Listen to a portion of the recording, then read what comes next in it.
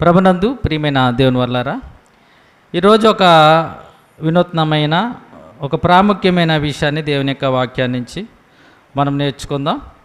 అది ఏంటంటే మానవ ఆకారం. ఆ మానవ ఆకారంలో ఉన్న దేవుని రూపం కలిగిన ఆత్మ. దీని గురించి నేను కొన్ని విషయాలు దేవుని యొక్క వాక్యాన్ని నుంచి ఈరోజు మనం ఆలోచిద్దాం. సహజంగా మనుషుల యొక్క ఆలోచన ఎలా ఉంటుందంటే, మేమండి చాలా దరిద్రులమండి, పేదోళ్ళమండి, మేము మట్టి పురుగులమండి, పేడ పురుగులమండి, మేము తక్కువ కులం వాళ్ళమండి, చాలా దీనులమండి అని కొన్ని మాటలు సమాజంలో మనకి వినిపిస్తుంటుంటాయి కదండి. సమాజంలో మన గురించి అంటే ధనం లేకపోయేటప్పటికీ, డబ్బు లేకపోతే, చదువు లేకపోతే, నేను చదువు లేని వాడినండి, అక్షరాస్యతనండి, జ్ఞానం లేని వాడినండి, ఇలా ఎన్నో మాటలు మనకి సమాజంలో వినిపిస్తాయి. కానీ ఈరోజు ఈ మానవ ఆకారంతో జీవిస్తున్న మనం, ఈ శరీరంలోని ఆత్మ ఎంత గొప్పదో, ఎంత ఉన్నతమైనదో, ఎంత మహిమగలదో, ఎంత అద్భుతమైనదో దేవుని వాక్యాన్ని నుంచి ఈరోజు మనం ఆలోచిద్దాం. ఎందుకంటే మనిషి ఈ మానవ దేహంలో, ఈ ఆకారములో ఉండి ఈ మట్టి గుట్టులో ఇముడిసిపోయి, లేకపోతే ఇరుకైపోయి, కూరుకుపోయి, ఇందులో ఉన్న ఆత్మ యొక్క అనంతమైన జీవితాన్ని మర్చి జీవిస్తున్నాడు.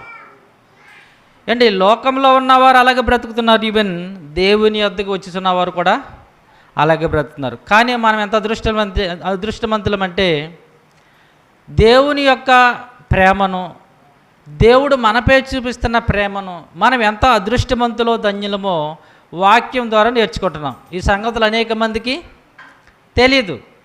ఎందుకని? వారికి ఎవరెవరిస్తారు, వారికి ఎవరు చెప్తారు? కానీ దేవుడు మనల్ని ప్రేమించి, దేవుడు ఎంత గొప్పవాడో, మనల్ని ఎంత గొప్పగా ప్రేమించి మన ఈ భూమి మీద నివసింపచేస్తున్నాడో ఈ జీవగ్రంథంలో మాటలు మనం నేర్చుకుంటున్నాం. అది మనిషి 60-70 సంవత్సరాలు ఈ ఆయుష్కాలాన్ని కలిగి బ్రతుకుతున్న ఈ జీవితకాలం గురించి నిజంగా ఎన్నో ఆలోచనలు, ఎన్నో పనులు, ఎన్నో కార్యక్రమాలు మునిగిపోయాం కదండి. అయితే అండి, అసలు మనం ఎవరము, ఎక్కడి నుండి వచ్చాము, అసలు మన ఉనికి ఏంటి, మన జీవన విధానం ఏంటి, మనం ఎక్కడ వారము అనే కొన్ని విషయాలు జాగ్రత్తగా మనం ఆలోచిస్తే అండి, మన ఆలోచన ఎలా ఉందంటే చాలా సంకుచితం, అంటే చాలా కొద్దిగా చిన్నగా ఉంది. అందుకనే దేవుడండి ఈ చిన్న జ్ఞానం కలిగిన మనుషులకి అసలు నువ్వేంటో, నువ్వెవరవో, ఎక్కడ వాడవో, ఎక్కడి నుంచి వచ్చావో, నీ ఆకారం ఏంటో, నీ యొక్క ఉన్నతం ఏమిటో ఈ జీవగ్రంథం రాసిపెట్టాడు. దేవునికి స్తోత్రం. కనుక దేవుని యొక్క వాక్యాన్ని నుంచి నిజంగా ఈ మానవులు 60-70 సంవత్సరాలు కలిగి జీవిస్తున్న ఈ మానవ జీవితము, ఆ జీవితంలో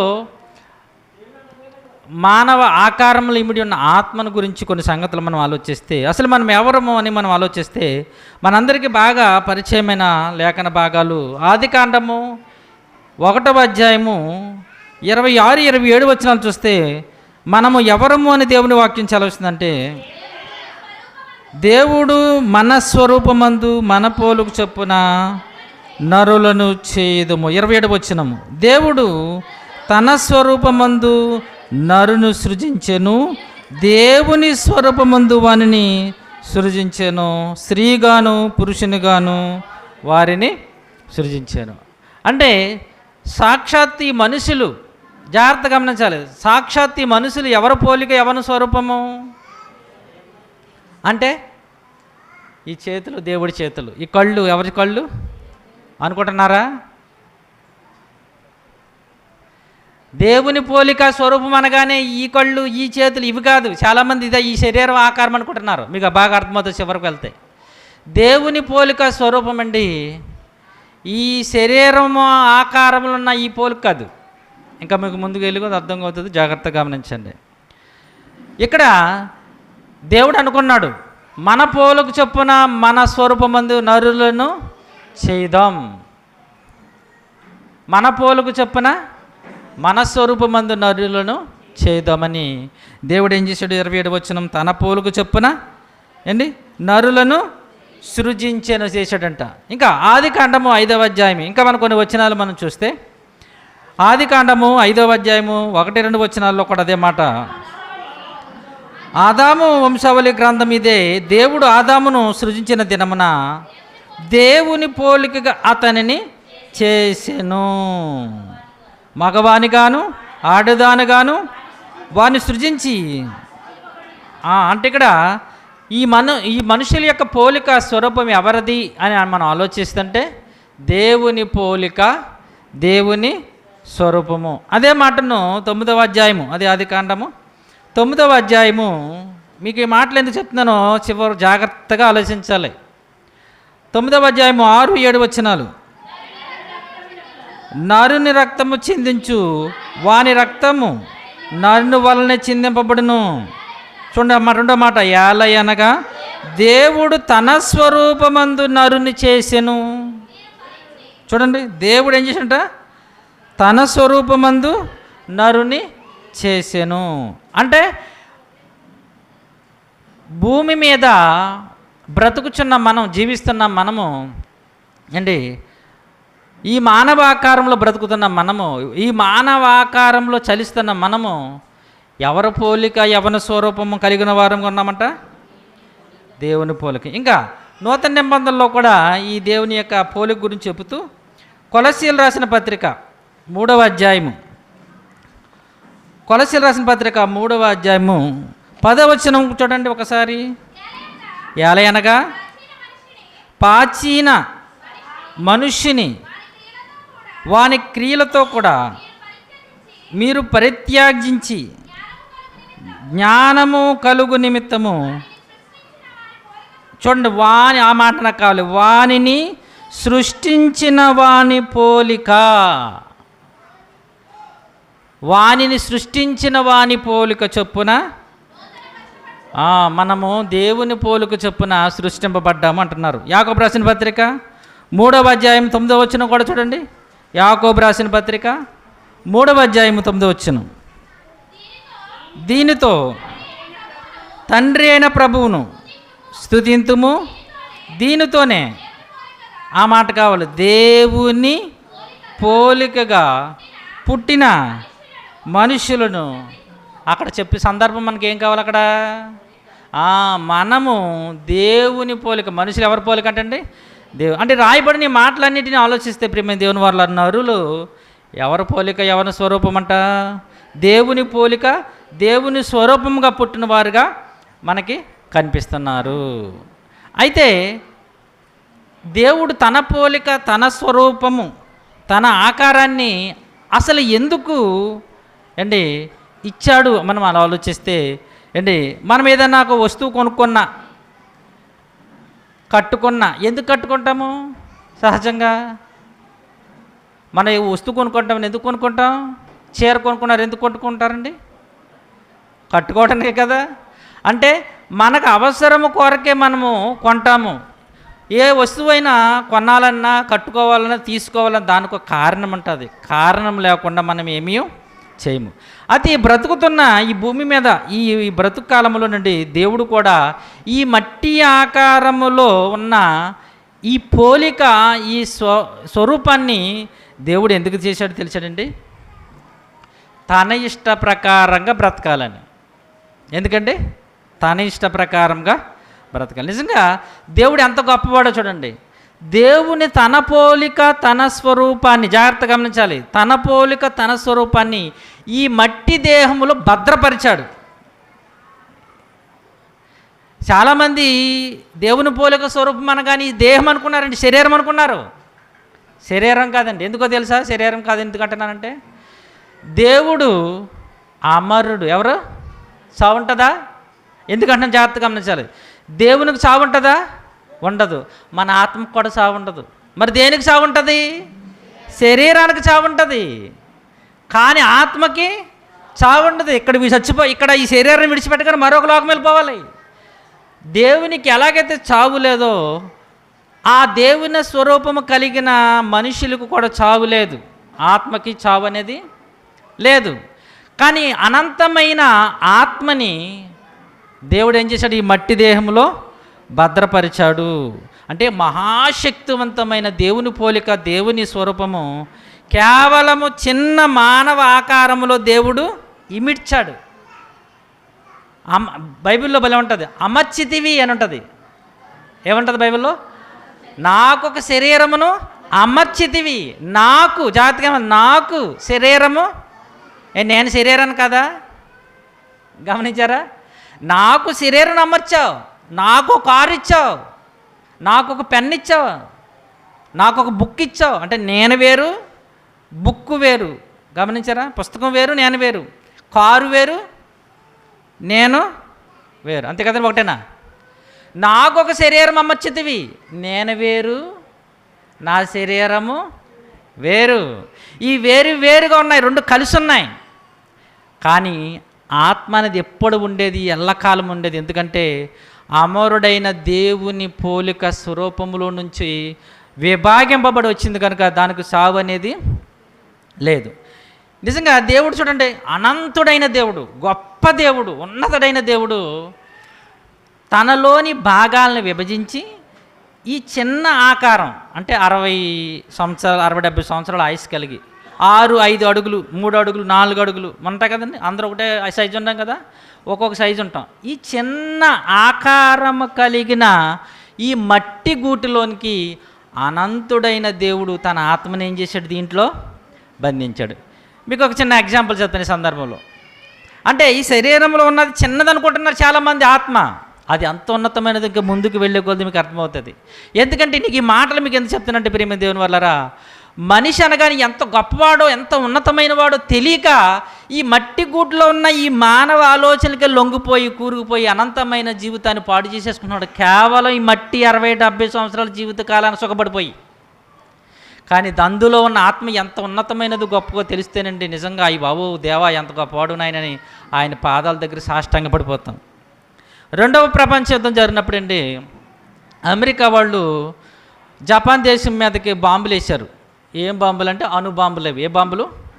ఆ బాంబులు ఎంత ఉంటాయంటే చిన్న పిల్లలు ఆడుకునే చిన్న బంతిళ్ళు లాంటి వేస్తేనండి, ఆ చిన్న బంతిలకి ఏకంగానో సుమారుగా 3 లక్షల మంది చచ్చిపోయారంట. పిల్లలు ఆడుకునే చిన్న బంతులు. ఏం బాంబు అది? అణుబాంబు. అది వేసేంతవరకు వాళ్ళకి తెలియదు అంటే ఎంత భయంకరమైందని, ఇంత భయంకరమైన నష్టం వస్తుందని వాళ్ళకు కూడా తెలియదంట. అమ్మో, అంటే ఒక మహా విధ్వంసాన్ని పుట్టించే ఒక భయంకరమైన విషపూరితమైన పేలుడు ఎక్కడ దేంట్లో బంధించారు వాళ్ళు? చిన్న ఆకారం చిన్నదే, కానీ అందులో ఉన్న పవరు. ఈ మాట మీకు ఎందుకు చెప్తానంటే, మన ఆకారం చాలా చిన్నదే, కానీ ఇందులో ఉన్న ఆత్మ మాత్రం మనం అనుకుంటున్నట్టుగా 6-5 అడుగులు ఎత్తు, 60 కేజీల మాంసం, 6 లీటర్ల రక్తం, ఎముకలు 200 ఎముకలు, ఇటువంటి చిన్నది కాదు మనదే. ఇందులో ఉన్న ఆత్మ అండి చాలా గొప్పది, చాలా ఉన్నతమైనది.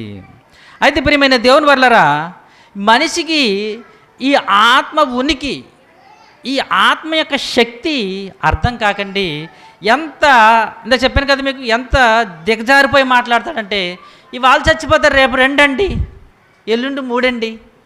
ఏంటంటే ఈరోజు చచ్చిపోతే ఏంటంట రేపు, అబ్బా ఏం చెప్పావు డైలాగు, ఎంత చక్కగా చెప్పారు చూడండి. ఈరోజు చచ్చిపోతే రేపు 2 అంట, ఎల్లుండి 3 అంట. అంటే అంత చిన్నదిగా మనిషి ఆలోచిస్తూ, అంటే లెక్కలేని తత్వం, నిర్లక్ష్య భావం. ఈ మాట మనకు అలా కనిపిస్తుంది. ఒరే ఎందుకు వెళ్ళి బ్రతుకుతున్నావు, ఒరే చచ్చిపోతావరంటే అంటున్నాడు యవనస్తుడు. చేస్తాను, రేపు పొద్దున్న నాకు 2-3 వారం గడిచిపోద్ది అంటున్నాడు అంతే. కానీ అసలు ఆ మానవ ఆకారం వెనుక, ఆ మానవ ఆకారం ఆత్మ జీవితం వెనుకున్న పరమార్థాన్ని ఈ మనుషులు తెలుసుకోవట్లేదండి. కేవలం ఈ మట్టి జీవితంలో ఉన్న సుఖభోగాలకు అలవాటు పడిపోయి ఏండి మహాదేవుని మహాజ్ఞానాన్ని మర్చిపోతున్నాడు. మృత్యువుతో ఏండి ఈ లోకాన్ని విడిచి వెళ్ళిపోతున్నాడు. ఆ మధ్యన శాస్త్ర ప్రపంచం అండి ఒక వింతైన ప్రయోగం చేశారు. ఏంటి చెప్పమంటారు? అది మనిషి చచ్చిపోతున్నాడు కదా, చచ్చిపోతున్నప్పుడు ఈ మనిషిలో ఉన్న శక్తి ఎక్కడికి వెళ్ళిపోతుంది, దీన్ని ఎలాగైనా బంధించాలని ప్రయోగం చేశారంట. చూడండి ఎంత విచిత్రము, మీకు అర్థమైందో లేదో. మనం చనిపోతున్నాం కదా, చనిపోయే ముందు అసలు ఈ మనిషి చనిపోతున్నాడు కదా, చనిపోవడానికి కారణం ఇతనిలో ఏదో శక్తి వెళ్ళిపోతుంది, దీన్ని బంధించాలని ఒక మనిషి చచ్చిపోయే ముందు ఇంకా కొన్ని గంటల్లో చచ్చిపోతాడనక వాడిని ఒక ఏమి చిన్న గాలి కూడా వెళ్ళని, చూడండి చిన్న గాలి కూడా వెళ్ళని సీసా లాంటిది ఒకటిది పెద్దది తయారు చేసి దాంట్లో పెట్టారు. అంటే వీళ్ళు అనుకుంటున్నారు ఆత్మ బంధించేస్తే బంధింపబడిపోద్ది అనుకుంటున్నారు వీళ్ళు. కానీ అది దాంట్లో ఎక్కడ కూడా చనిపోగానే ఏమైపోయిందో వాళ్ళకి అర్థం కాలే. బంధించాలని చాలా ప్రయత్నం చేశారు శాస్త్ర ప్రపంచం.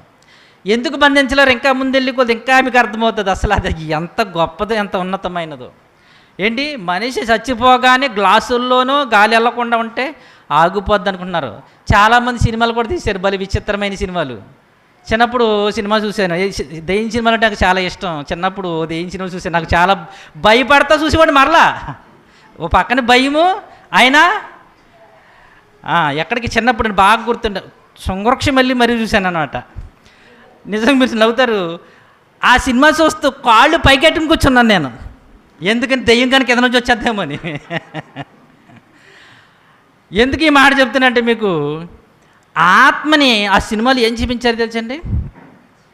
ఆ ఆత్మ అందరినీ చంపేస్తుంది, శత్రువులు చంపేస్తుంది. అంటే ఆ స్త్రీ అన్నమాట, ఆడావుడిని చంపేశారు. ఆ స్త్రీ ఆత్మ ఏమైపోతుంది, దెయ్యంగా మారిపోయి అంట అందరినీ చంపేస్తుంది. పెద్ద పెద్ద మహావృక్షాలు చెట్లు విరగ్గొట్టేస్తుంది, భయంకరంగా చంపేస్తుంది. అప్పుడు వీళ్ళు ఏంటి ఇలా చచ్చిపోతున్నారు ఫ్రెండ్స్ అని వీళ్ళు ఒక భూత వైద్యున్ని సంప్రదించారు. బాబు ఏంటి పరిస్థితి, మా వాడు ఒకడొకటి చచ్చిపోతాడంటే దీనికి కారణం భూతం, దెయ్యం అన్నాడు. అవునా, అయితే ఇప్పుడు మేము ఏం చేయాలి? ఏమీ లేదు, నేను పూజ చేస్తాను రండి అన్నాడు. తీసుకొచ్చాడు. మొత్తాన్ని కూర్చున్నాడు, బాసపట్టలు వేసుకుని ఏదో గీత గీశాడు. రా రా రానికి ఏకేసాడు. వచ్చింది, రాగానే శేషంలో బంధించేసాడు. ఎక్కడేసి, నాకు ఇప్పుడు ఆ మాట బలి గుర్తొచ్చింది. అంటే ఆత్మ శేషాలో బంధించేద్దా, బంధింపడిపోద్దా? ఎంత ఎర్రోళ్ళండి. ఆత్మ ఒక సీసాలో వేసేసి మూత పెట్టేది బంధింపడిపోతే చిన్నది అనుకుంటున్నారా? ఇలాగ చాలా సినిమాలు పాపం దెయ్యం సినిమాలు తీశారు. మానవులు కూడా అప్పుడప్పుడు తాళ్ళు కట్టుకుంటారు. ఆ తాడు కట్టుకోకని ఏమి రాదంట. ఎంత ఎర్రోళ్ళండి. ఆ తాడు చూసి దెయ్యం భయపడిపోద్దా? అసలు ఆత్మ అంటే ఎంత ఉన్నతమైనది, ఎంత గొప్పది అసలు ఏం తెలిసే మనుషులకి. నిజంగా ఈరోజు ఎంత ఎర్రోళ్ళు అంటే క్రైస్తవులు అంటే చాలా ఎర్రోళ్ళు అంటాను. లోకంలో ఉన్న వాళ్ళు మంచోళ్ళు అంటాను నేను. ఎందుకో తెలుసా? ఎంత మహాజ్ఞానం కలిగిన ఎర్రోళ్ళగా తాడేసుకుని దెయ్యం వేసుకుని తిరుగుతూ ఉంటారు. ఇలాగా ఆ తాడు చూసేసరికి పెద్ద కోపం వచ్చేద్ది. లోకంలో వేసుకున్నాడంటే ఆడికి తెలియదులేండి, ఆడు ఎర్రోడు కప్పడం. అంటే ఎర్రోడు చూసి జాలి పడతామా, మనం కోపడతామా? అదే జ్ఞానవంతుడు వేసిన తిరగడంటే ఎలా ఉంటుంది? కోపం వచ్చేది. ఇంత జ్ఞానవంతుడు చదువుకున్న బుద్ధి లేదంటే అవి వేసుకున్నామంటాం. క్రైస్తవులుగా దేవుని పిల్లలుగా మహాజ్ఞానం కలిగి ఉన్న మన చేతుల్లో మనం కూడా ఎర్రోళ్ళ తిరిగితే మనల్ని ఏమనాలి? పండితులు అనాలా? అంటే వీళ్ళకి ఎంత కనీస జ్ఞానం బైబిల్లో అలా కూడా తెలియదు. ఆడెవడో కదా ఇస్తే అది వేసుకుని మళ్ళీ వేసుకుని మళ్ళీ ఎదురింగేసి తిరుగుతారా? ఎంత ఎర్రోళ్ళు అండి. క్రైస్తవులకి ఎంత రోషంగా ఎంత జ్ఞానం చెప్పేవాళ్ళకు ఉండాలి తెలుసండి. ఏళ్ళేం చేసి తెలిసి, అమ్మ రాత్రి నొద్దడతలేదంటే ఎవరో వాక్యం తెలియని అమ్మ దగ్గరికి వెళ్తారు. ఆ అమ్మ మంచి సలహా ఇస్తుంది, ఏమీ లేదు తాయి తెచ్చుకుంటుంది. ఆ అమ్మ ఎప్పుడు బైబిల్ తెలియదు, వాక్యం తెలియదు. రోజు వాక్యం విని బైబిల్ నీ వెళ్ళి ఆవిడ దగ్గర చెప్తాడు. ఆమె చెప్పే సలహాకి ఎలా ఉంటుంది? అవ్వమ్మ గారు సాతాను కూడా మాట విన్నట్టు వినేసి పరిగెత్తుకుని వెళ్ళిపోతుంది సాయంకాలం బస్సు ఎక్కేసి. మీకు మాట ఎందుకు చెప్తున్నానంటే ఆత్మ అనేది ఎంత గొప్పది మీకు చెప్తున్నాను. ఆత్మ ఎంత ఉన్నతమైనది తెలుసుకోవాలి. సీసాలో పెట్టి బంధించేది చిన్నది కాదు. ఆత్మ చాలా గొప్పది. అది ఈరోజు ఈ మనిషి అండి శాస్త్రపరం అదే నాకు గుర్తొచ్చింది. అంటే ఆ సినిమా చూసారా మేము అనుకుంటున్నాం, దెయ్యం సినిమాలు చూసి చేసి ఉంటారు వాళ్ళు. అంటే చచ్చిపోయే ముందు మనిషిని బంధించేసి ఒక గ్లాసులో బంధించేస్తే చచ్చిపోగానే ప్రాణం విడిచిపెట్టగానే గ్లాసులో ఉండిపోద్ది అనుకున్నారు ఈ అమాయకులు. ఉండదు, లేదు. ఆశ్చర్యపోయారు వాళ్ళు, ఏంటి ఇలాగైపోయిందని. కానీ ప్రేమైన దేవుని వల్లరా, అసలు దేవుడు ఈ యొక్క ఆత్మని ఈ శరీరంలోకి అసలు ఎందుకు పెట్టాడు? మనమైతే ఈ శరీరాన్ని ఎలాగ అలంకరించుకోవాలో చూస్తుంటాం. ఎంత మంచి బట్టలు వేసుకోవాలి, ఏం చెవులు పెట్టుకోవాలి, ఏం నగలు వేసుకోవాలి, ఏం వేసుకోవాలని దీని గురించి ఆలోచిస్తాం. కానీ దేవుడు ఈ ఆత్మని శరీరానికి ఎందుకు ఇచ్చాడో తెలుసా? చూడండి, అసలే దేవుడు ఆత్మకి శరీరాన్ని అమర్చాడు. శరీరానికి ఆత్మ కాదు, శరీరానికి ఆత్మను కదా అమర్చడం. ఆత్మకి ఏం చేశాడు? అదే మీకు చెప్పాను దాకా మరీ మరి చెప్తున్నాను. నాకొక శరీరమును అమర్చితివి. యేసుప్రభువారు అంటున్నారు ఎబ్రిల్ రాసిన పత్రికలో, నాకొక శరీరము అంతే. ఎంత చెప్తాం మనం ఎక్కువగా మాట్లాడతాం. ఆత్మయే జీవింప చేయుచున్నది, శరీరము కేవలము. ఆత్మ చాలా గొప్పది, కానీ శరీరము ఆత్మ కంటే గొప్పది కాదు. శరీరం ఎంతవరకు అంటే ఈ 60-70 సంవత్సరాలు ఈ మానవ జీవితకాలం బ్రతికినంత వరకే దీని జీవితకాలం. ఈ శరీరాన్ని విడిచిపెట్టగానే ఈ శరీరం ఏమైపోతుంది? మట్టిలో మనం పెట్టేస్తాం, దాంతో అయిపోయింది దాని పని. కానీ ఆత్మ జీవితం అక్కడితో ఆగిపోదు. ఈ శరీరాన్ని ఎలా అలంకరించుకోవాలో, ఎలాగా నీట్గా ఉంచుకోవాలో మనం చూస్తున్నాం. కానీ దేవుడు ఈ ఆత్మకి శరీరాన్ని ఎందుకు అమర్చాడో పరిశుద్ధ గ్రంథం మనం చూస్తే చూడండి. 1 కొరింథీయులకు రాసిన పత్రిక 12వ అధ్యాయము.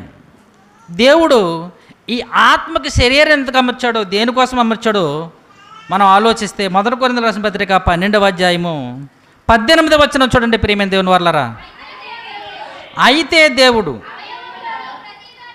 అవయవములలో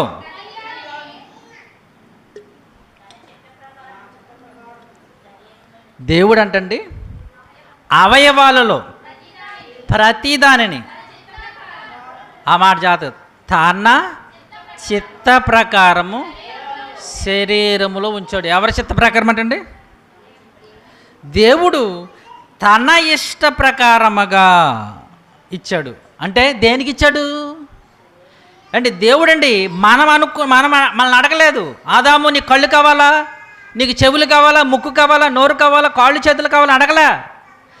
దేవుడు మరలా చూడండి తన చిత్త ప్రకారము ఈ శరీరములో అవయవాలు అమర్చాడు. ఎందుకు చూడండి, ఎందుకు అదే ఇందాక మీరు చదువుతున్నాను చెప్తున్నాను మీకు. ఎబ్రిల్ రాసిన పత్రిక ఎందుకు 10వ అధ్యాయము. ఎందుకు దేవుడు తన చిత్త ప్రకారం శరీరంలో అవయవాలు అమర్చాడు ఎందుకు అని ఆలోచిస్తే ఎబ్రిల్ రాసిన పత్రిక 10వ అధ్యాయం. కాబట్టి ఆయన ఈ లోకమందు ప్రవేశించినప్పుడు ఇలాగూ చెప్పుచున్నాడు, బలియు అర్పణయు కోరలేదు కానీ నాకు ఒక శరీరమును అమర్చితివి.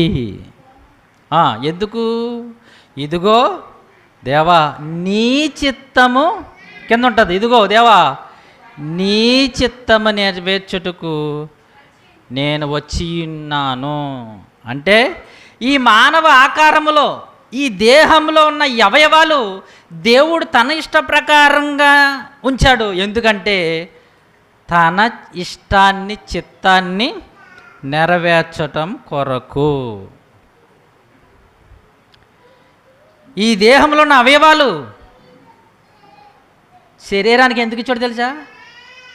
ఓ ఆత్మ, ఈ శరీరంలో ఉండి నీవు ఈ అవయవాలను దేవుని యొక్క ఇష్టాన్ని నెరవేర్చాలి. ఈ నోరెందుకు, ఈ నాలుకెందుకు? ఆయన్ని స్తుతిస్తూ ఆరాధిస్తూ అదే సమయంలో నీవు మనుషులతో మాట్లాడడానికి. మన అవయవంలోనండి భలే విచిత్రంగా ఉంటుంది. ఒక్కొక్క అవయవానికి 2 పనులు ఉంటాయి. ఒకటి దేవుని స్తుతించడానికి, రెండవదిగా మనము జీవనోపాధి, మనం మాట్లాడటానికి, మనం నడవడానికి. కాళ్ళు ఉన్నాయి నడవడానికి. ఎక్కడ నడటానికి? మనం పని చేసుకోవడానికి, అలాగే దేవుని కార్యక్రమాలకు వెళ్ళటానికి. చేతులు, ఈ అవయవాలన్నీ కూడా అండి, ఈ అవయవాలన్నీ కూడా విచిత్రంగా అండి మన పని మనం జరిగిస్తూ దేవుని పని కూడా వీటితో చేయాలి. కానీ సమాజం ఏం చేసింది తెలుసా? ఈ దేహంలో ఉన్న అవయవాలు, దేవుడు అమర్చని అవయవాలు వారి ఇష్టానుసారంగా వాడేసుకుంటున్నారు, ఉపయోగించేసుకుంటున్నారు, అరగదీసేస్తున్నారు, కరగదీసేస్తున్నారు, పాడు చేసేస్తున్నారు.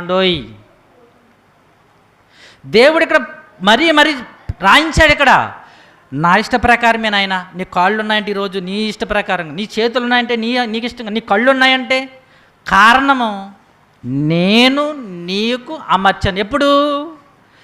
నీవు నీ తల్లి గర్భములో పిన్నమ్మగా ఉన్నప్పుడు నేను నీకు అన్నిటిని ఏం చేశాను, నేనే చూస్తూ అమర్చాను. కొంతమంది కళ్ళు లేవు. ఎందుకంటే కళ్ళు ఎందుకు లేవంటే నాకు ఇష్టం లేదు. నాకెందుకు ఇష్టం లేదంటే వారు కళ్ళుతో చేయవలసిన పని వారికి నేను పెట్టలేదు గనక. గమనించారా? వాళ్ళకి కళ్ళుతో చేయవలసిన పని, కళ్ళు లేని గుడ్డోడిని ఎరా కనిపించలే నీకు అన్న మనకి ఎలా ఉంటుందండి?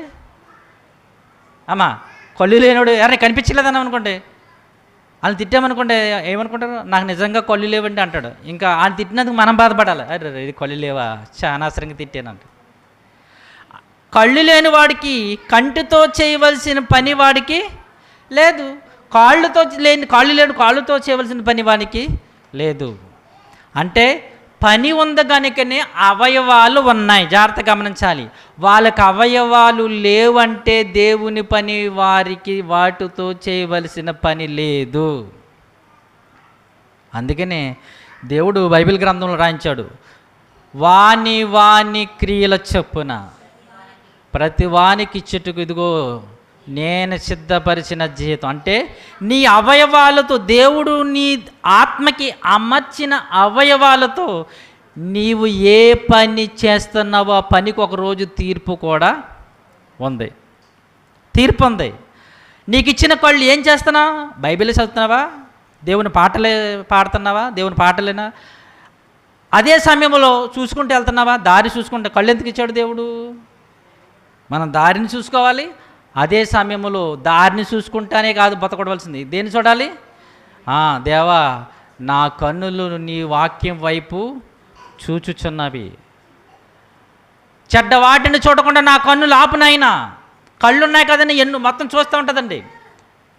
విచిత్రం ఏంటంటే దేవుడు కళ్ళిచ్చి కళ్ళుకి ఏమని చెప్తున్నాడంటే ఆ కళ్ళుతో మంచి వాటిని, విలువైన వాటిని, శ్రేష్టమైన వాటిని చూడండి, ఇష్టం వచ్చినట్టు వాటిని మీరు చూడకండి, వాటితో నిబంధన చేసుకోండి అంటాడు. ఏబు గారు కూడా అంటారు, నేను ఆ కళ్ళుతో నేను ఏం చేసుకున్నాను, నిబంధన చేసుకున్నాను. దావీదు గారు అంటారు, నా నాలుకతో నిబంధన చేసుకున్నాను. ఏమంటాడు? చెడ్డ మాటలు పలకకుండా నా నాలుక నేను కాపాడుకుంటున్నాను. అమ్మో, ఎందుకంటే ఈ నాలుకతో మాట్లాడే మాటలకి నేను ఇక్కడ ఎవ్వడికి, ఈ భూమి మీద ఎవ్వడికి, ఏ చక్రవర్తికి కానీ, లేదా నా దగ్గర చాలామంది మంత్రులు ఉన్నారు, సైన్యాధిపతులు ఉన్నారు, నాయకులు ఉన్నారు, ఎవరికి సమాధానం చెప్పక్కర్లా. కానీ నేను ఎవరికి సమాధానం చెప్పాలి తెలుసా? అది అంటున్నాడు 139:1. నేను ఎవరికి చెప్పాలి తెలుసా లెక్క? భూమి మీద ఎవరికి నేను చెప్పవలసిన అవసరం లేదు. నన్ను కలిగి చేసి నాకు అవయవాలు ఇచ్చిన నా దేవునికి నేనేం చేయాలి? లెక్క 139:1. యెహోవా, అది నీవు నన్ను పరిశోధించి తెలుసుకుని ఉన్నావు. నేను కూర్చున్నట, నేను లేచుట నీకు తెలుసు నాయనా. నాకు తలంపు పుట్టక మునిపే నా మనసు నీవు గ్రహిస్తున్నావు నాయనా. ఇంకా నా నడకను, నా పడకను నీవు పరిశీలన అనేది మాట చాలా అంటే చూడటం వేరు, పరిశీలన వేరు. చూడటం అంటే జస్ట్ అలా చూసి వెళ్ళిపోవటం. పరిశీలన అంటే మొత్తం కంప్లీట్గా మొత్తం రాసేయటం లిస్టు. పరిశీలన మొత్తం లిస్ట్ అంతా రాసేస్తారు. చూడటం అంటే జస్ట్ అలా చూసి వెళ్ళిపోతారు అంతే. పరిశీలన అది ఎంక్వైరీ అంటారండి. ఎంక్వైరీ అనేది పోలీసులు హత్య జరిగినప్పుడు వస్తూ ఉంటారు. పరిశీలన చూసి వెళ్ళిపోరు వాళ్ళు. ఏం చేస్తారు? ఎంక్వైరీ, పరిశీలన చేస్తారు. ఆ పరిశీలన, ఆ హత్య, ఆ దొంగతనం ఎక్కడ జరిగి మొత్తం క్లియర్గా, అంటే క్లియర్గా ఏం చేస్తున్నాడు దేవుడు? పరిశీలన చేస్తున్నాడు. చూసేసి విడిచిపెట్టట్లేదు. నెక్స్ట్ నా చర్యలన్నిటిని తెలుసుకుంటలేదంట బాగుగా. ఆ మాట చూడండి ఎంతలా నొక్కు చెప్తున్నాడు. చూస్తున్నా ప్రభా, తెలుసుకున్నా ప్రభా, చూసావు ప్రభా కాదు, పరిశీలన అంటున్నాడు, బాగుగా అంటున్నాడు. యెహోవా తండ్రి, మాట నా నోట రాకమునిపే. చూడు నా మాట ఎంత చక్కగా చెప్తున్నాడు. మాట ఇంకా నా నోట రాకమునిపే. అమ్మో, అందుకే అంటున్నాడు, అమ్మో నా మాటకి అన్నిటికీ నేను లెక్క చెప్పుకోవాలి నా దేవునికి అని వణుకుపోతున్నాడండి. ఎవరు? దావీదు గారు. గనుక మీ యొక్క మానవ దేహంలో ఈ ఆకారం ఉన్నది, అవయవాలకి ప్రతి ఒక్కదానికి మనం ఏం చెప్పాలి? లెక్క చెప్పాలి. ఈ సంగతులు అర్థం కాక చాలామంది వారి ఇష్టానుసారంగా వాటిని ఏం చేస్తున్నారు? దేహంలో ఉన్న ఈ అవయవాలను వాడేసుకుంటున్నారు, అరగదీసేస్తున్నారు. దేనికి? అప్పుడప్పుడు పళ్ళు అరిగిపోయి ఏంటి అంటారు. ఎందుకు అరిగిపోతే తెలుసా చెప్పమంటారా? పళ్ళు ఎందుకు అరిగిపోతే తెలుసా మీకు?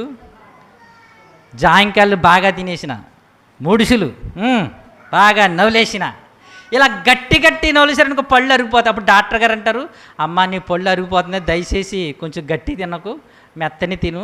జాంకాయలు తినాలని ఆశ ఉంటే ముగ్గుపోయి తినే, గట్టి తినకు. కొంతమంది కర్రలాడిస్తూ ఉంటారు, పళ్ళు అరిగిపోతుంటాయి అన్నమాట. అలాగా ఈ మానవ దేహంలో ఉన్న అవయవాలు చాలామంది ప్రజలు ఏం చేస్తున్నారు? అరగదీసేస్తున్నారు, అరిగిపోతున్నాయి. అప్పుడప్పుడు ముసలోళ్ళు అయిపోయిన తర్వాత డాక్టర్ గారండి కాళ్ళు నొప్పి పెడుతున్నాయంటే, అమ్మ నీకు బాల్ అరిగిపోయిందమ్మా. ఏమరిగిపోయిందంట? బాల్ అరిగిపోయింది, తప్పదమ్మ ఇంకేం చేస్తావు, ఈ బెల్ల వేసుకుని కొన్ని రోజులు అలాగే నడిపోయి అంటారు. మాటికి వెళ్ళి అదే చెప్తూ ఉంటాడు డాక్టర్ గారు నాకు కాళ్ళు నొప్పి పెట్టేస్తున్నాయి. ఈయన అదే చెప్తూ ఉంటాడు, అమ్మ బాల్ అరిగిందమ్మా, ఈ బెల్ల వేసుకుంటాడు. పాపం వీళ్ళు మనసు ఏదో ఇంకా బలవంతం అయిపోదామని, ఇంకా తిరిగేద్దాం, ఇంత యవన వయసులో తిరిగేద్దామని ఇంకా బెల్ల ఉండి డాక్టర్ గారు అంటాడు. ఆయన అదే మాట చెప్తూ ఉంటాడు. అరిగిపోతున్నా ఏంటి? మన అవయవములో ఉన్న, మన దేహంలో ఉన్న అవయవాలు ఏమవుతున్నాయండి? అప్పుడప్పుడు నరాలు అరిగిపోతున్నాయి అంటారు, నరాలు తప్పుపోయి అంటారు. ఇలా చాలా మానవ దేహంలో అరిగిపోతున్నాయి. కానీ ప్రియమైన దేవుని వల్లరా, ఈ లోకము కొరకే మన దేహంలో ఉన్న అవయవాలు అరిగిపోనియా చాలా ప్రమాదానికి వెళ్ళిపోతాం. అదే అవయవాలు దేవుని కోసం అరగదీసామో గొప్ప ఫలితాన్ని పొందుకుంటాం. దేవునికి స్తోత్రం అండి. అది మహనీయుడైన పౌలు గారు అంటున్నాడు, అయ్యో నేను నా దేహాన్ని, నా అవయవాలను ఏం చేస్తున్నాను తెలుసా? నా దేవుని కోసం అరగదీస్తున్నాను. ఎలా అరగదీస్తున్నాను తెలుసా? ఆకలి దప్పులు, కరువులు, కాటకములు, వస్త్రహీనత, ఎన్ని ఉపద్రవములు ఎన్ని వచ్చినా నా దేహాన్ని నా దేవుని కోసం నేను ఏం చేస్తున్నాను తెలుసా? ఒకప్పుడు నేను ధర్మశాస్త్రం కోసం, నా మతం కోసం అరగదీశాను, అది వ్యర్థమని తెలుసుకున్నాను. నా ప్రభువులోనికి వచ్చాను, నా ప్రభువు కోసం నేను ఏం చేస్తున్నాను తెలుసా? అరగదీస్తున్నాను. మీరు కూడా అదే చేయండి అంటున్నాడు రోమీయులకు రాసిన పత్రిక 12వ అధ్యాయం. మీరు కూడా ఎవరైతే దేవుని దగ్గరకు వచ్చారో, ఎవరైతే దేవుని నమ్ముకుంటున్నారో, ఎవరైతే దేవుని సన్నిధికి వస్తున్నారో మీరు కూడా తెలుసుకోండి. నేను తెలుసుకున్న సత్యం మీరు కూడా తెలుసుకోండి అని ఎంత చక్కగా చెప్తున్నాడు చూడండి. 12వ అధ్యాయం మొదటి వచనం. కాబట్టి సహోదరులారా, దేవుని పిల్లలారా, పరిశుద్ధమును దేవునికి అనుకూలమునైన సజీవ యాగముగా, అంటే ఎందుకు చాలామందికి తెలియక వారి ఇష్టానుసారంగా వారు వాడేసుకుంటున్నారు కనుక అరగదీసేస్తున్నారు, కరగదీసేస్తున్నారు కనుక నో నో నో నో మీరు ఆ పని చేయకండి. పరిశుద్ధమును దేవునికి అనుకూలమైన సజీవ యాగంగా ఆయనకి సమర్పించి ఆయన కోసం అరగదీయండి. నువ్వు మాట్లాడే మాట లోకం కోసం కాదు, దేవుని కోసం పాడు. నువ్వు పాడుతున్న పాట, లోకంలో కూడా చాలా పాటలు ఉన్నాయి, దేవుని పాటల కంటే ఎక్కువ ఉన్నాయి. అది నీవు దేవుని పాట పాడి నీ నోటంట. అలా నీ మాట, నీ పాట, నీ నడక, నీ యొక్క తలంపులన్నీ దేవుని కోసం ఉంటే ప్రియమైన దేవుని వల్లరా, నీవు దేవుని కోసం ఉన్నతమైన స్థితిని పొందుకుంటావు. ఆ ఉన్నతమైన స్థితి పొందుకునే ఇది మొట్టమొదటిగా ఎవరో తెలుసా? నీ దేహములో ఉన్న ఆత్మ. ఎవరండి? ఆత్మ.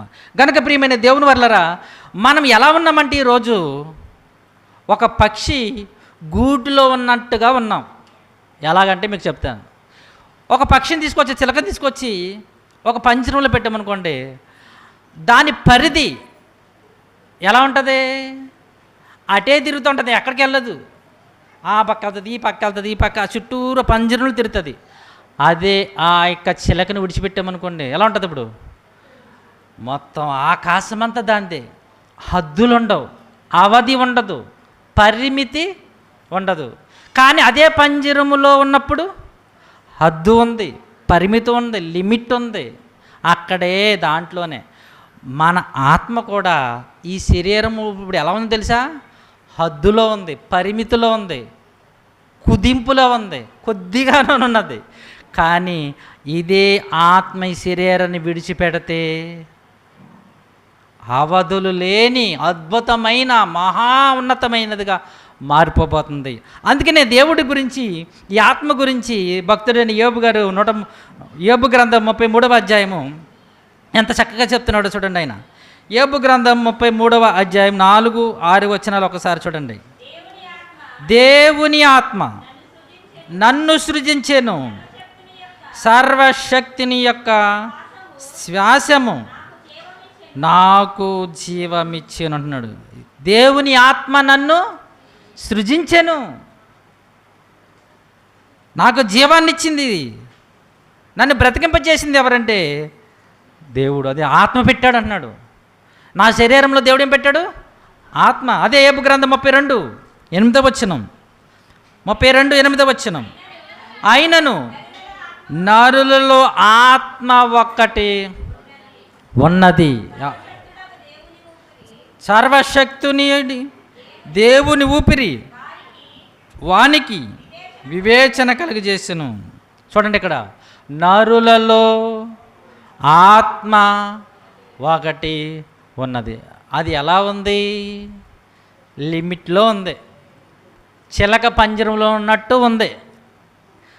ఈ చిలక పంజరంలో ఉన్నప్పుడు ఆ చిలక అదే దానికి సర్వం. చాలామంది మంచి సూతు పాడుతూ ఉంటారు, తెలుసా? కప్ప నూతిలో ఉంటానంట, అమ్మో ఇదే ప్రపంచం అనుకుంటుందంట, ఇదే ఆకాశం అనుకుంటుందంట. కానీ బయటకు వస్తే అసలైన ఆకాశం ఎంత ఉంటుందో, భూమి ఎంత ఉంటుందో తెలుస్తుంది. కానీ నూతిలో ఉన్నంతసేపు ఎలా ఉంటుంది? అది అమ్మో ఆకాశం ఎంత పెద్దగా ఉంది, ఇదేనా ఆకాశం అనుకుంటుందంట. అలాగా కప్ప నూతులో ఉన్నట్టుగా మనం ఎక్కడున్నాం తెలుసా? మన ఆత్మ ఈ మట్టి దేహములో ఉన్నాం, చిన్నగా. కానీ మనం చిన్నోళ్ళం కాదు, చిన్న ఆకారం కాదు. మీకు అర్థం కాదు అది. ఇంకా యోబు గ్రంథం 27 ఇంకా ముందుకెళ్తే 2వ యోబు గ్రంథం ఈ ఆత్మ గురించి, జ్ఞానం గురించి చాలా చక్కగా చెప్తున్నాడు. నా ఊపిరి ఇంకా నాలో బట్టియు, చూడమాట, దేవుని ఆత్మ నా నాసికారంధ్రములో ఉండుటను బట్టియు. ఏముందంటండి? దేవుని యొక్క ఆత్మ నా నాసికారంధ్రములో, దేవుని ఆత్మ నాలో ఉంది. దేవుని ఆత్మ ఎక్కడ ఉంది? నాలో ఉంది. నాలో ఉంది, నా నాసికారంధ్రము ద్వారా ఉంది అంటాడు. అంటే దేవుడు ఆదామును చేసినప్పుడు ఎలా చేశాడంట? జీవవాయువును ఓదాడని చూసారా? చాలామంది అనుకుంటారంటే దేవుడు జాతకం చాలా చూడండి, దేవుడు ఉప్పు నువ్వు దగ్గర కదండి ముక్కు దగ్గరకు వచ్చి వెంటనే మనిషి ఏమయ్యాడు? జీవాత్మ. అంటే ఆ గాలి, ఆ ఊపిరి వెళ్ళిందే, ఆ ఊపిరి ఏం చేసింది? ఆ ఊపిరి ఏంటో తెలుసా? ఆ గాలి, ఆ ఊపిరి జీవం. ఏంటంటే అది ఆత్మ వెళ్ళిన దాంట్లోకి ఎవరు వెళ్ళారు?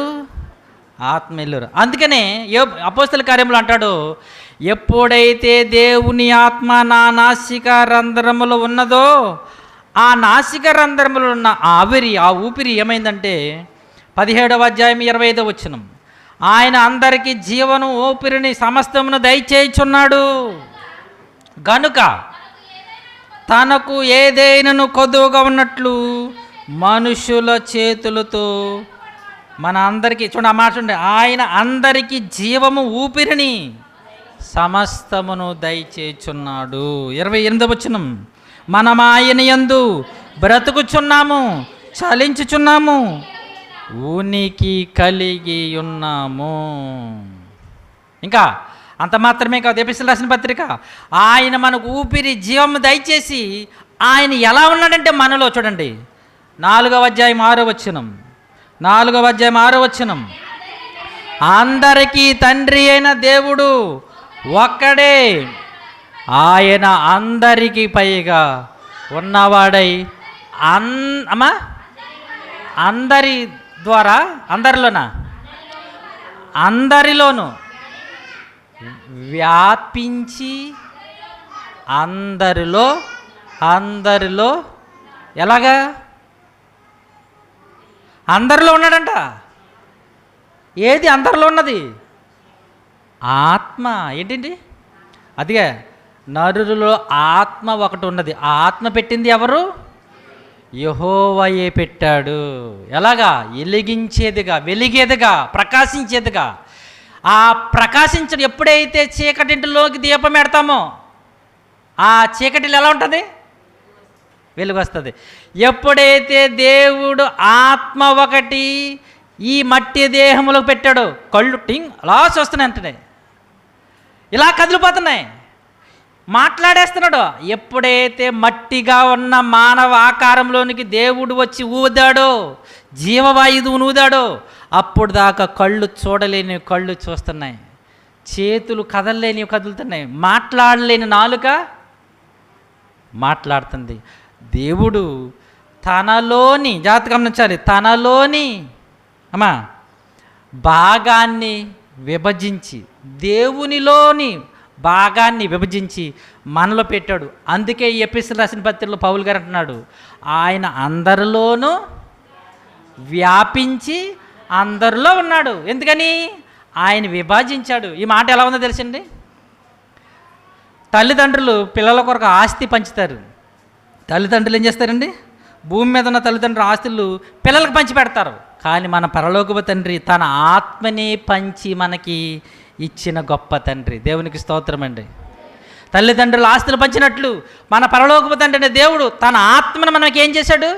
పంచాడు. కనుకని అంటున్నాడు, ఆయన అందరిలో వ్యాపించి అందరిలో ఉన్నాడు. కనుకనే మనం ఆయన యందు చలించుచున్నాము, ఉనికి కలిగి ఉన్నాము, జీవము కలిగి ఉన్నాము.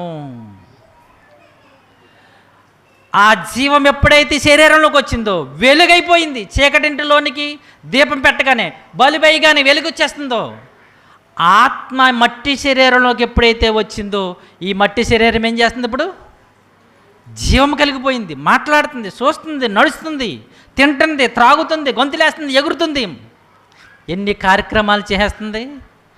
వెంటనే స్విచ్ ఆగిపోయగానే మన ఇంట్లో టీవీలు ఉంటాయి, టీవీ స్విచ్ ఆన్ చేయగానే పాటలు వస్తున్నాయి అనుకోండి, ఓ తెగ పాడేస్తుంది. ఫైటింగ్ వస్తుంది అనుకో, ఓ కొట్టేసుకుంటాయి. వెంటనే ఆపేయండి, ఫైటింగ్ ఉండదు, పాట ఉండదు, వెంటనే మౌనం, ఏం మాట్లాడదు. మరలా ఆన్ చేయండి, మరలా పాట అయితే పాట, రంగురంగుల డ్యాన్సులు, రంగురంగు ఫైటింగ్లు, ఓ ఎగురు వచ్చేస్తారు ఆకాశం నుంచి. వెంటనే ఆపేయండి, ఎగరటం ఉండదు, టిక్కి ఎగరటం ఉండదు, సైలెన్స్. ఆత్మ దేవుడు ఈ నరులలో ఏం పెట్టాడు? ఆత్మ ఒకటినని పెట్టాడు. పెట్టగానే ఇది ఏం చేసింది? వెలిగించింది. దేన్ని? శరీరాన్ని వెలిగించింది. కనుకనే మనం ఈరోజు చక్కగా నేను గంటల తరబడి ప్రసంగం, మీరు అలా కళ్ళు అలా తెరిచి అంటున్నారు, చెవులు అలా పెద్ద చేసి అంటున్నారు. అదే ఆత్మ లేదనుకోండి, కళ్ళు మూసుకుని హాయిగా నిద్రపోతారు. ఒరే లేగరా, ఇంకెక్కడ లెగుతాం, అయిపోయాడు. ఎవరు వెళ్ళిపోయారు? ఆత్మ ఒకటి ఎగిరిపోయింది. ఆత్మ ఏమైపోయింది? అందుకని కీర్తనకారుడు ఎంత చక్కగా చెప్తున్నాడో చూడండి. ఆ 16వ అధ్యాయం 5వ వచనం, త్వరగా చూడాలి. 16వ అధ్యాయం 5వ వచనం, 16వ అధ్యాయము. యెహోవా నా స్వాస్థ్య భాగము, నా పానీయ భాగము, నీవే నా భాగమును. అంటే దేవా, నేను ఎవరిని తెలిసాను ఆయన, అక్కడ కీర్తనగా నేను ఎవరిని తెలిసి నీ భాగాన్ని, నీలో నీ స్వరూపాన్ని, నీ పోలిక స్వరూపు కలిగిన వాడను ఈ మట్టి దేహములో ఉన్నాను నా తండ్రి. అందుకే నా పానీయ భాగమును, నా భాగమును కాపాడుచున్నావు. అంటే నన్ను కాపాడేది, నా ఆత్మను రక్షించేది, నా ఆత్మను బతికించేది నీవే అని చెప్తున్నాడు. 119వ కీర్తన 57వ వచనంలో కూడా చెప్తున్నాడు. చూడండి అదే మాటను. 119 57వ వచనం, యెహోవా నీవే నా భాగము. చూడండి ఆ మాట చూడండి, నీవే నా భాగం. నాయన నేను నీలోండి వచ్చినాను ప్రభా, ఈరోజు నేను ఉన్నానంటే ఈ భూమి మీద నాయన, నీ పోలిక నీ స్వరూపం కలిగిన నేనే ఇదిగో ఉన్నాను అంటున్నాడు. ఇంకా అదే మాట అంటాడు మరొక భక్తుడు. విలాప వాక్యములు 3వ అధ్యాయము 24వ వచనం కూడా చూడండి. 3వ అధ్యాయము 24వ వచనం, 3వ అధ్యాయం 24వ వచనం. యెహోవా నా భాగమని నేను అనుకొనుచున్నాను. యెహోవా ఎవరు? నా భాగం. నేను ఆయనలోండి వచ్చి వీడి వచ్చిన వాడిని, ఆయనలోండి వచ్చాను నేను నా భాగం అయినా అని ఇక్కడ భక్తులు చెప్తున్నారు. ప్రియమైన దేవుని వాళ్ళరా, అంటే సర్వశక్తుడైన దేవుడు తన ఆత్మలను విభజించి మనకేం చేశాడు? ఈ మట్టి బొమ్మలో నిన్ను మనందరినీ ఈరోజు కోటాను కోట్ల మంది ప్రజలను ఆయన ఏం చేశాడు? సృజించాడు. వీళ్ళంతా ఎవరు?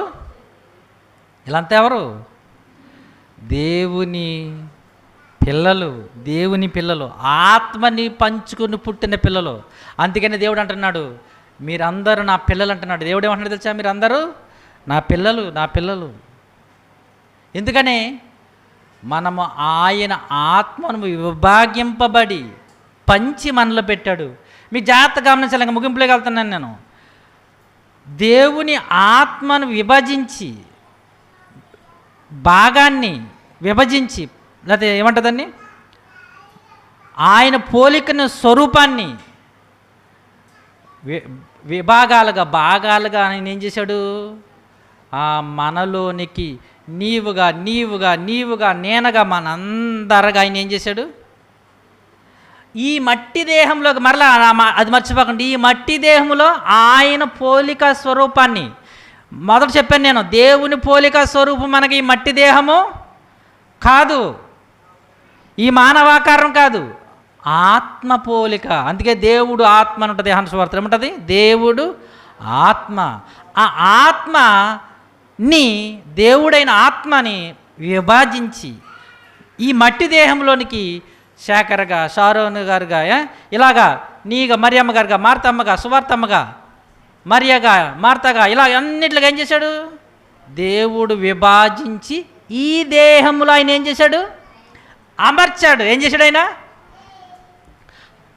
మరలా చెప్తున్నాను, ఈ 5 అంగుళాల, నాకు 5 అనుకుంటాను నేను. ఈ 5 అడుగుల 5 అంగుళాలు కాదు నేను. మరలా చెప్తున్నాను, 60 కేజీల మాంసాన్ని కాదు, 6 లీటర్ రక్తాన్ని కాదు, అవయవాల కిడ్నీలు ఇవి కాదు. నేను నా ఆకారం ఇది అనుకుంటున్నారు మీరు అనుకుంటున్నారు నా ఆకారం ఇదే. చాలామంది ఉద్యోగం ఇచ్చినప్పుడు నీ హైట్ అంతా, నీ హైట్ అంతా, నేనండి 3 అండి 6 అడుగులండి. నువ్వు 6 అడుగులా? అసలు ఇప్పుడు చూద్దు కానీ మీరు అలా మనం ఆకారం ఎంతో, మనం చెప్పే ఆకారం ఎవరు చెప్తున్నాం? ఈ శరీరం చెప్తున్నాం. నీది నాది ఆకారం ఎంత గొప్పదో చూడండి. అందుకనే దేవుడు అంటున్నాడు కీర్తనల గ్రంథంలో, నరులారా తిరిగి రండి, కమాన్ వచ్చేయండి. ఎక్కడి నుంచి వచ్చామంటున్నాడు? మట్టి శరీరములో నుండి వచ్చేయండి. చూడండి ఆ మాట చూడండి, కీర్తనల గ్రంథం 91 నుంచి. నీవు మనుషులను, ఎందుకు మనుషులను దేవుడు మట్టిలోకి మారుస్తున్నాడో తెలుసా? ఆ మట్టిలో ఉన్న ఆత్మని, తనలోని భాగాన్ని వచ్చేయండి. నరులారా తిరిగి రండి, ఆయన సెలవిచ్చుచున్నాడు. దేవునికి స్తోత్రం. ప్రియమైన దేవుని వాళ్ళారా, మనం అప్పుడప్పుడు చాలా బాధపడుతున్నాం. చాలా నల్లగా ఉన్నాను, చాలా పొట్టుగా ఉన్నాను, నేను చాలా బక్కగా ఉన్నాను, నేను చాలా లావుగా ఉన్నాను, చాలా కుమిలిపోతుంటాడు. అప్పుడప్పుడు డాక్టర్ గారి దగ్గరికి వెళ్ళి, డాక్టర్ గారు మరి నాకు చాలా అసలే బాగోలేదండి నా ఆకారం అని కొంతమంది ముక్కులు ఏం చేసుకుంటారు. మనం చేసుకోవాలనుకోండి. కొంతమంది స్కిన్ని, శరీరాన్ని, మొఖాలు మార్చేసుకుంటుంటారు. కోట్ల రూపాయలు ఇచ్చి, తెలుసా మీకు? సినిమా యాక్టర్లు మరి అలా అందంగా ఉంటాయి కానీ సినిమాలు తీసుకోరు కదా. కోట్ల రూపాయలు కొట్టి ఆకారాలు మార్చేసుకుంటున్నారు. ఎందుకని? వాళ్ళ ఆకారం, ముక్కు బాగోలేదు. మీ అందరికి బాగా తెలుసు, ఆవిడ పేరు ఎవరో మర్చిపోయాను. ముక్కు కోసం చాలా కోట్ల రూపాయలు ఖర్చు పెట్టిందంట. శ్రీదేవి అంటండి. ముక్కుని సరి చేసుకోవడం కోసం చాలా డబ్బులు ఖర్చు పెట్టింది, అక్కడో అమెరికాలు వెళ్ళిపోయి. కొంతమందికి పెదాలు బాగోలేదని పెదాలు, కొంతమంది లావు అయిపోయామని మొత్తం ఇలాగైపోయేలాగా డబ్బులు. చాలా కుమిలిపోతారు కదా, చాలా బాధపడిపోతారు శరీరాన్ని చూసి. కానీ ఆ శరీరంలో ఉన్న ఆత్మ ఎంత గొప్పదో కనీసం అర్థం చేసుకుంటున్నారు. చూడండి, ఈరోజు ఈ శరీరం, ఈ మట్టి దేహంలో ఉన్న ఈ మానవ ఆకారం, ఈ మట్టి బొమ్మలు ఇమర్చబడిన ఈ మానవ దేహం ఎంత ఉన్నతమైనదో, ఎంత గొప్పదో మనం ఆలోచిస్తేనండి నిజంగా చాలా అద్భుతమండి. దేవుడు ఎంత గొప్ప దేవుడు అంటే, ఎంత మహోన్నతుడైన దేవుడు ఒకసారి చూద్దాం. ఒకసారి ఈ సందర్భంలో మీకు ఒక చిన్న మాట చెప్తాను. మానవ ఆకారం ఎంత పెద్దదో మీకు తెలియజేయడానికి, మానవ ఆకారంలో ఉన్న దేహం, ఆత్మ ఎంత గొప్పదో మీకు తెలియడానికి మీకు ఒక మాట తెలియజేస్తుంది. జాగ్రత్తగా వినాలి. ఇప్పుడు ఆకాశాన్ని మీరు చూస్తే బయటికి వెళ్ళి మనకు ఎలా ఉంటుంది? 30 కిలోమీటర్లు, 40 కిలోమీటర్లు, ఒక 50 కిలోమీటర్లు ఉందనుకుంటాం. కానీ ఇది ఎంత పెద్దదో, దీని ఆకారం అసలు ఈ యొక్క కనిపిస్తున్న ఆకాశం ఎత్తు ఎంత ఉన్నతమైనదో ఎంత గొప్పదో తెలిస్తే దాన్ని బట్టి మన ఆకారం కూడా ఎంత గొప్పదో మీకు ఒకసారి చక్కగా చెప్తాను. ఈ భూమి మీద నుంచి బయలుదేరి మనం మానవుడిగా ఒక రాకెట్లోనో ఒక జెట్ విమానంలోనో బయలుదేరితేనండి, భూమి మీద నుంచి అంతరిక్షంలోని ప్రయాణం, అంటే భూమి మీద మన ప్రయాణం ఇప్పుడు మన అందరం ప్రయాణం చేద్దాం ఒకసారి. ఎక్కడి నుంచి అంటే భూమి మీద నుంచి ప్రయాణం ఎక్కడికి? ఆకాశంలోనికి. 40 గంటలు ప్రయాణం చేస్తే, ఎన్ని గంటలు? 40 గంటలు ప్రయాణం చేస్తే అక్కడి నుంచి ఒకసారి మనం చూస్తేనే మన భూమి అంట చిన్న బంతిలాగా ఉంటుందంట. ఎలా ఉంటుంది మన భూమి? సూర్యుడు, చంద్రుడు ఇలాంతా బంతిలాగా ఉంటాయంట, చిన్న బంతిలాగా. అక్కడి నుంచి ఎక్కడి నుంచి ఆ 40 గంటల ప్రయాణం నుంచి ఇంకా చివరికి 27 సంవత్సరాల ప్రయాణం చేస్తే, ఎన్ని సంవత్సరాలు? 27 సంవత్సరాలు ప్రయాణం చేస్తే, నేను చెప్పేది ఆకాశం గురించి చెప్తున్నా. ఎక్కడైతే బంతిలాగా మనకి 40 గంటల ప్రయాణం చేసిన తర్వాత బంతిలాగా కనిపించిందో అక్కడి నుంచి 27 సంవత్సరాల ప్రయాణం చేస్తే సూర్య వ్యవస్థ, అంటే సూర్యుడు ఉన్నాడే, ఆ సూర్యుడు ఉన్న వ్యవస్థకి ఆ చివరి అంచుకు చేరుకుంటామంట. అంటే సూర్య కుటుంబం మనం చదువుకున్న వాళ్ళు తెలుసు, సూర్య కుటుంబం నవగ్రహాలు ఉంటాయంటారు కదా, ఆ చివరికి చేరుకుంటామంట. ఎప్పటికీ? 27 సంవత్సరాలు ప్రయాణం చేస్తే. ఓకే, అక్కడి నుండి చూడండి మరలా ఆ సూర్య వ్యవస్థ, ఆ సూర్య కుటుంబం నుంచి ప్రయాణం చేసుకుంటూ మరలా పైకి వెళ్ళిపోతే పాలపుంత నక్షత్ర మండలం అనేది ఒకటి ఉంటుందంట. ఎన్ని సంవత్సరాలు తెలిసిందా? 500 సంవత్సరాల ప్రయాణం అంట. గమనించండి జాగ్రత్తగా. అమ్మా ఇంటికి వెళ్ళిన నిద్రవద్దు గారులే, కొంచెం జాగ్రత్తగానండి, తర్వాత అయిపోయిన తర్వాత నిద్రండి అమ్మాయి, ఏమనుకోకుండా. ఈ సూర్య వ్యవస్థ నుండి ఆ చివరి సూర్య కుటుంబం నుంచి బయలుదేరి 500 సంవత్సరాలు ప్రయాణం చేస్తే పాలపుంత నక్షత్ర మండలానికి వెళ్తామంట. ఎన్ని సంవత్సరాలు అండి? అక్కడి నుంచి అంటే సూర్యుని చూస్తే బంతిలా ఉంటాడంట. అక్కడి నుంచి 500 సంవత్సరాలను చూస్తే ఎక్కడ ఎలా ఉంటాడంట. మళ్ళా ఆ పాలపుంత నక్షత్ర మండలం నుంచి చూడండి ఆ 1,000,000 సంవత్సరాలు. బాబోయ్ అనుకుంటున్నారా? మనం ఎంత బాబు 60-70 సంవత్సరాలే కదా. మీకు అందుకే చెప్తున్నాను, ఆత్మ ఎంత గొప్పదో మీకు చెప్తాను. మనిషి ఎంత దిగజారిపోయి హీనుడైపోయి అయ్యో మట్టి పురుగు, నేను పేడ పురుగుని అంటున్నాడు. అసలు ఆత్మలో ఉన్న శరీరం ఎంత గొప్పది తెలిస్తే నిజంగా దేవుడు పాదాల దగ్గర పడిపోతారండి బాబు. 500 సంవత్సరాలు వెళ్ళిపోయిన తర్వాత అక్కడి నుంచి 1,000,000 సంవత్సరాలు ప్రయాణం చేసుకుంటూ వెళ్తేనంటండి ఆండ్రోమెడా నక్షత్ర మండలం దగ్గరికి వెళ్తామంట. ఏ మండలం అంట? ఆండ్రోమెడా నక్షత్ర మండలం వెళ్తామంట. ఇదంతా మనం వెళ్తున్నది ఆకాశం వైపుకే. మీకు చాలా చిన్నగా కనిపిస్తుంది, శాస్త్రవేత్తలు చెప్పారండి ఈ మాట. 1,000,000 సంవత్సరాలు మనం వెళ్తేనండి ఆండ్రోమెడా నక్షత్ర మండలానికి వెళ్తాం అన్నాడు. అక్కడి నుంచి మళ్ళీ అక్కడ ఆగలేదు, అక్కడి నుంచి ఇంకా ప్రయాణం ఎన్ని సంవత్సరాలంట? 1,000 కోట్ల సంవత్సరాల ప్రయాణం చేస్తేనంటండి హైడ్రో సెంటారస్ నక్షత్రం వాళ్ళు పెట్టారు పేర్లు. ఎక్కడికి వెళ్తామంటే అక్కడి నుంచి ఈ 500 నుంచి మరలా పైకి వెళ్ళిపోతుంటేనంటండి హైడ్రో సెంటారస్ నక్షత్ర మండలానికి వెళ్తారంట. అసలు మన ఆయుష్ ఎంత? 1,000 కోట్లు అంట.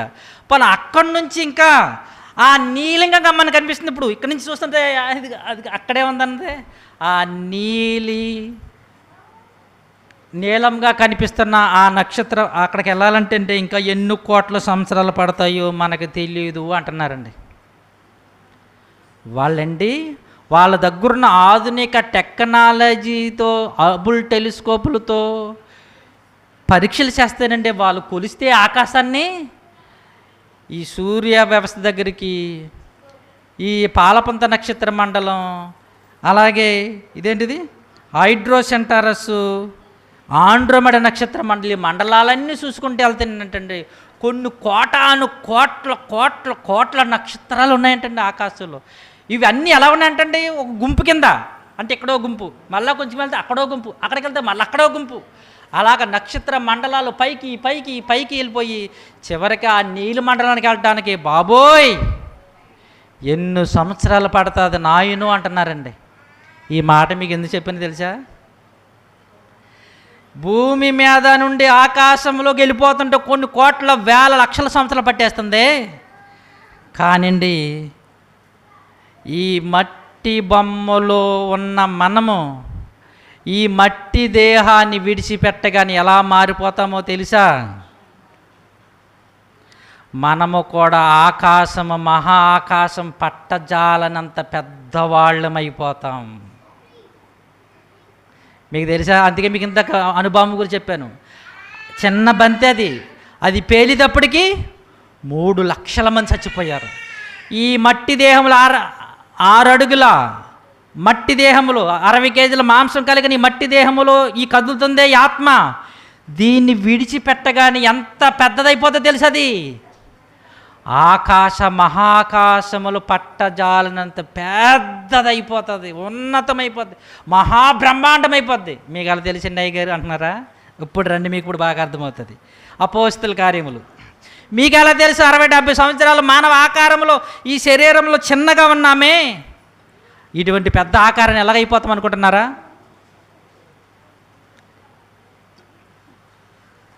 అపోస్తల కార్యం 7వ అధ్యాయము 50వ వచనం. అయినను ఇక్కడ ఎవరు చెప్తున్నారు? దేవుడు. ఆకాశము నా సింహాసనము, భూమి నా పాదపీఠము, మీరు నా కొరకు ఎలాంటి మందిరము కట్టుదురు. దేవుడు ఇక్కడ చెప్తున్నాడు, జాగ్రత్తగా గమనించాలి. చివరిగా చెప్తున్నా, ఆకాశము, భూమి. దేవుడు అంత గొప్పవాడు. ఆకాశమే ఆయన పెద్ద కుర్చీ అంట. మరి ఆయన తల ఎక్కడ ఉంటుంది? ఆయన అంత పెద్దవాడు. భూమి అంటే ఆయన పాదాలు ఎట్టుకుంటాడంట. అమ్మా, భూమి ఏం చేస్తాడంట? అంత పెద్ద ఆకారం గలవాడా దేవుడు, అంత ఉన్నతుడా. ఈ మాట మీకు ఎందుకు చెప్తుంది తెలుసా? ఇంకా మరొక మాట చెప్తాను. రాజులు మొదటి గ్రంథం 8వ అధ్యాయం 27వ వచనం. నిశ్చయముగా దేవుడు ఈ లోకంలో ఆయన నివాసం చేయడంటే ఈ ప్రకృతిలో ఉండడైనా ఆకాశ మహాకాశములు సహితము నిన్ను పట్టజాలవు. ఆకాశ మహాకాశములు దేవుని పట్టజాలవు. ఎందుకంటే ఆయన చాలా ఉన్నతమైన వాడు, చాలా గొప్పవాడు. చూడండి, దినవృత్తాంతంలో 2వ గ్రంథం అదే మాట, 2వ అధ్యాయము, 2వ దినవృత్తాంతములు 2వ అధ్యాయము 6వ వచనము. ఆకాశములను, మహా ఆకాశములను ఆయనను పట్టజాలవు. అంటే దేవుడు ఎంత పెద్దవాడండి? దేవుడు ఎంత పెద్దవాడు?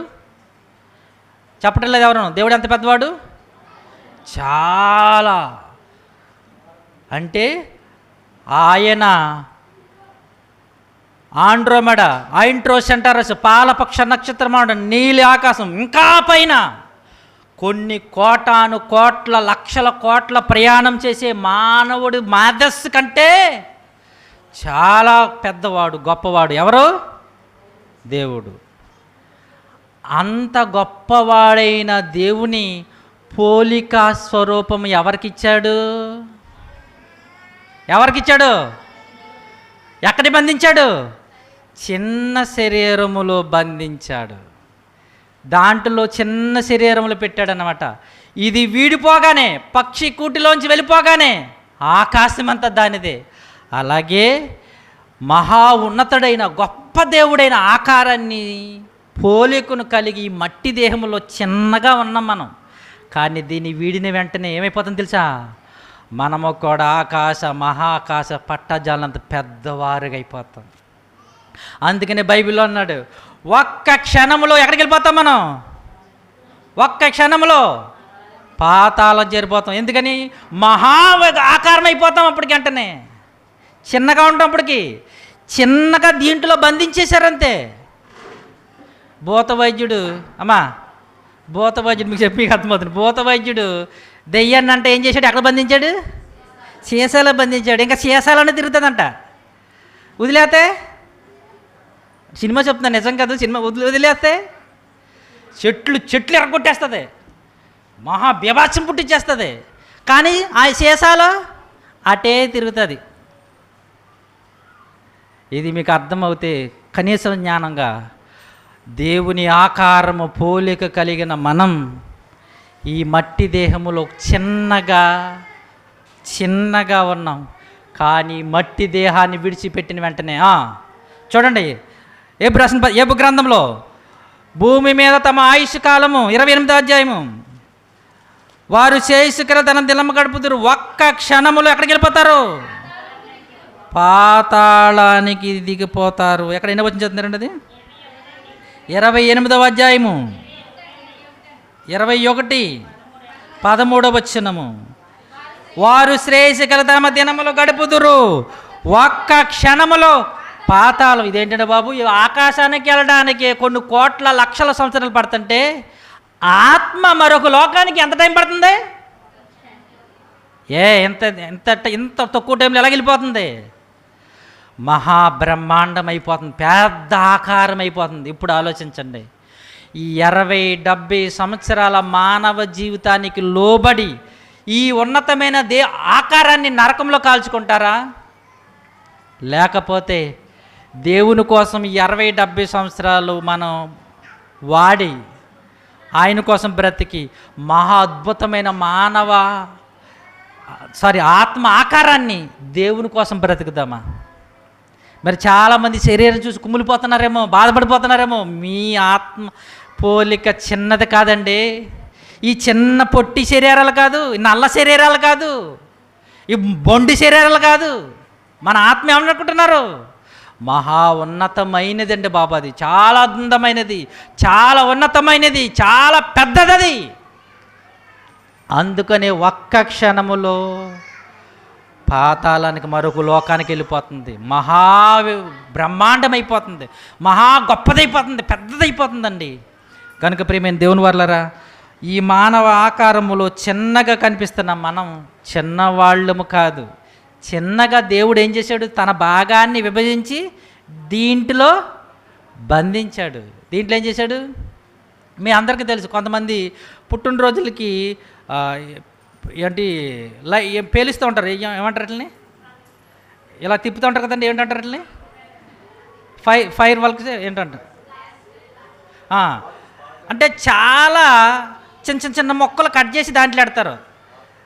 అవి చిన్నగానే కనిపిస్తుంది, కానీ అలా పేల్చగానే ఏమవుతుంది? అది చాలా పెద్దగా వచ్చేస్తుంటాయి. అంటే ఎక్కువ ఉన్న వాటిని చిన్న దాంట్లో ఏం చేస్తారు? వాళ్ళు పేల్చగానే చాలా పెద్దగా విభ్రమించేస్తాయి, చాలా ఎక్కువ విస్తరించేస్తాయి. మానవ ఆత్మ కూడా చిన్న దేహములో బంధింపబడి ఉంది. ఇది చిన్నది కాదు. నీవు నేను 6 అడుగులు 3 అడుగులు 4 అడుగులు కాదు. మన ఆత్మ మహా ఉన్నతమైనది. ఎంత ఉన్నతమైనది? మహాకాశం పట్టజాలండి దేవుని ఆకారము పోలిక కలిగిన వారు. కనుక ఏం చేస్తారు మరి? ఈ చిన్న జీవిత ఆయుష్కాలాన్ని దేవుని కోసం మనం ఉపయోగిస్తేనండి మహా ఆకారము కలిగి దేవునితో ఆ పరలోకంలో సంచరిస్తాం. దేవుడు ఎక్కడ ఉంటాడు? చివరిగా దేవుడు పరలోకంలో తిరుగుతాడు. ఎలా తిరుగుతాడు? మనలా చిన్నగా అయిపోయి తిరుగుతాడా? మహా ఆకారంతో తిరుగుతుంటాడు. మరి ఆయన పోలిక స్వరూపం కలిగి మనం చిన్నగా ఉంటాం అనుకుంటున్నారా? మనము పెద్దవారిగా ఆయన స్వరూపం కలిగి తిరుగుతాం. అలా తిరగాలనుకుంటే ఈ 70-60 సంవత్సరాల ఈ శరీరంలో బంధింపబడిపోయిన నీ ఆత్మ ఆయన కోసం పని చేయించారా? ఉన్నతమని. ఈ శరీరంతో ఉన్నప్పుడు ఎన్నో రోగాలు, ఎన్నో జబ్బులు, ఎన్నో వ్యాధులండి బాబు. ఎంత బాధపడిపోతాం అప్పుడప్పుడు. అయ్యో నాకు సరైన ఆరోగ్యం లేదు దేవా, అయ్యో నాకు సరైన స్వస్థత లేదు తండ్రి, అయ్యో నేను ఇలా ఉన్నానండి, కుమిలిపోతాం. ప్రియమైన దేవుని వల్ల కుమిలిపోకండి. ఈ దేహంలో ప్రార్థనతో, భక్తితో, విశ్వాసంతో మన జీవితాన్ని ముగించాము, ఉన్నత లోకంలో మహా ఆకారం కలిగి దేవునితో తిరుగుతాం. అటువంటి కృప దేవుడు మనకు దయచేయును గాక.